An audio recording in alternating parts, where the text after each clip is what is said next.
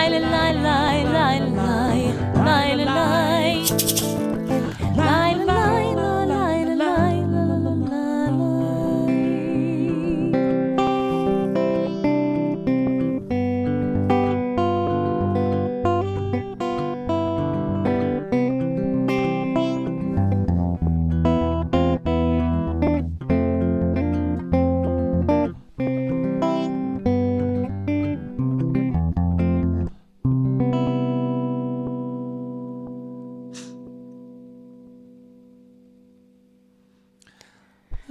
Thanks, everybody. Thanks everybody for joining us today. Extra special thanks to our producer patrons, Alice Williams. We really appreciate your support. Please check out patreon.com/crimesagainstfolk for options that you can choose to support us. As a reminder, this will be out on your favorite podcast app on Tuesday. So please check your favorite podcast app. Be sure to give us a like, subscribe, and review if you can. Until next time, we'll see you soon. Peace. Don't forget to check out we're going to check out the post show for those patrons. So switch over to your Patreon feed and we'll see you over there. See you guys. Bye. Bye-bye.